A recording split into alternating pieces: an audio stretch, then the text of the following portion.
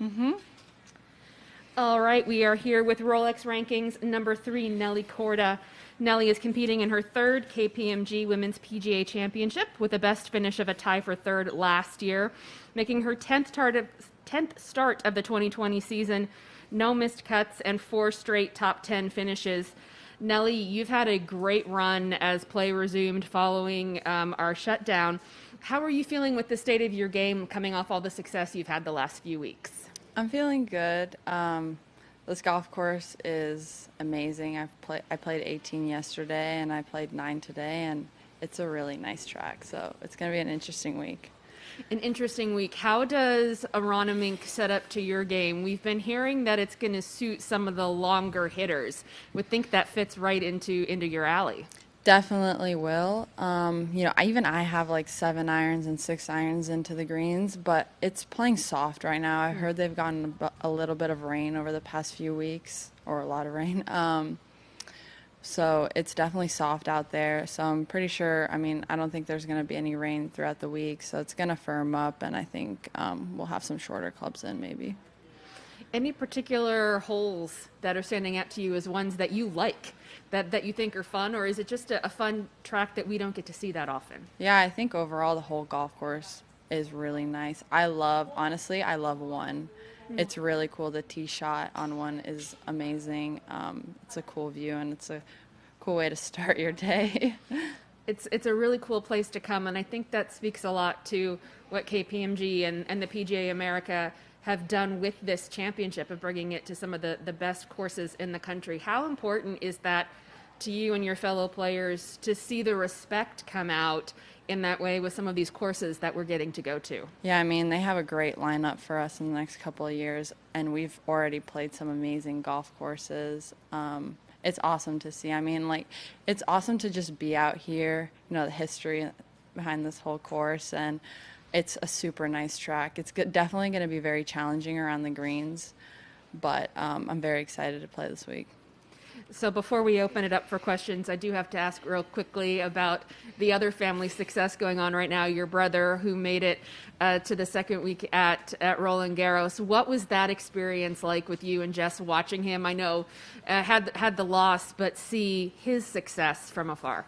It was super cool. I wish we were there. Jess and I woke up every single day really early for all of his matches. It was really cool to see. He was grinding a lot over the past couple months, and it's really cool to see just how much it's paying off. Great. We'll open it up to any questions. Just let me know if you have any, Jeff. We'll start over here right behind me. Nelly, where does the chase for number 1 fit in with things you're trying to achieve, and what would it mean for you to get to that position? I'm not thinking about it too much. Obviously, it is a goal of mine in my golfing career, but honestly, I feel like if you set smaller goals, you'll eventually get to the bigger goals. So I'm just focusing on the smaller goals. How much? Oh, go ahead. Sorry. How much are you inspired and sort of spurred on by your brother's play? Yeah, definitely. He's a celebrity now of our family. I think actually our cat may be even more. But yeah, honestly, I'm just super happy for him. It's not, everyone thinks it's really competitive between all 3 of us, but we're each other's biggest fans, and we always try to encourage each other the most. So honestly, I'm just super happy for him. What did he tell you going into this week? Nothing. Honestly, nothing. Yeah, he's kind of he's hanging out with my grandparents. He's back in Prague. My parents are going to see him today. They're flying over. So I actually talked to him for maybe 5 minutes yesterday, and he said he took 20 naps. He was so tired. People say, you're, one of the most athletic, if not the most athletically talented family in the country. What do you make of that? I don't even know. Honestly, we've always been super athletic. We've always played a bunch of sports. He's by far the most athletic one in the family. It's crazy. He's never gone a golf lesson before, and his swing is so pure. Anything he does, I'm just how? How are you so good at everything you do? Awesome. All right, we're going to go to Zoom right now. We're going to talk to Doug Ferguson. Doug, you can unmute your microphone.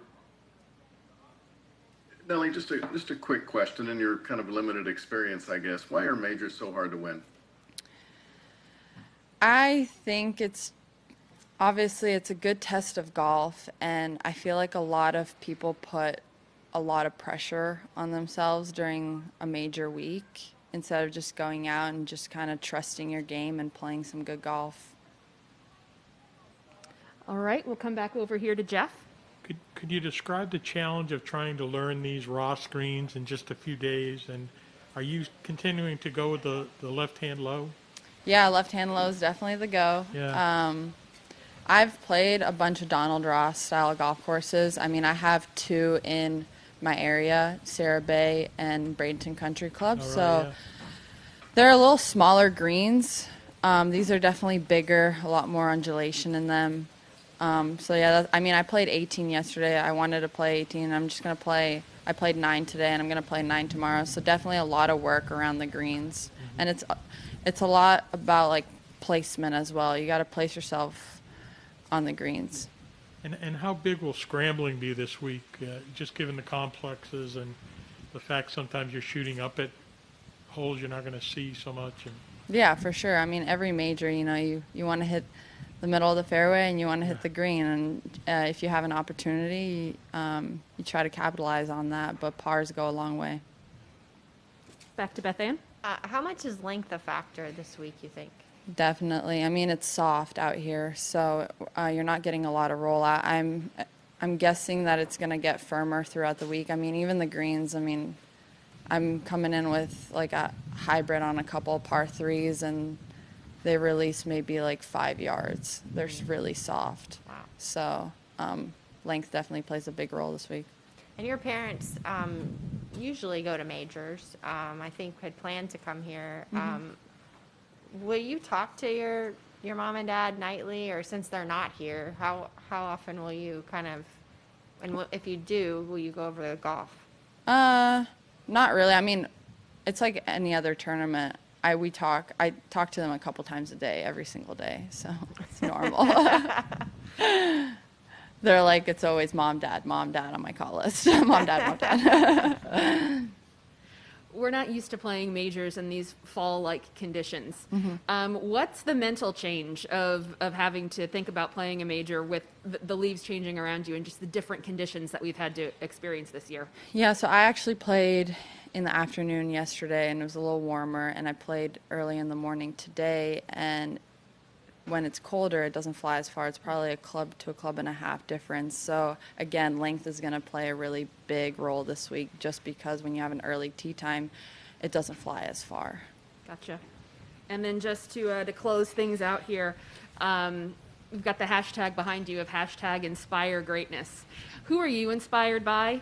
And then how do you hope the next generation of golfers are inspired by you and your fellow LPGA Tour players? I mean, I always say whenever I step on a golf course, I hope to inspire the next generation. And I was inspired by my sister. She's 5 years older than me, and her first U.S. Open, I was just like, oh my gosh, this is so cool. So honestly, seeing her, all the LPGA girls back in the day in 2011, I was just inspired by all of them. And when I come out here, I just try to inspire the next generation. Well, thanks so much. We've had a great year with you so far. We'll see you later. Thank you.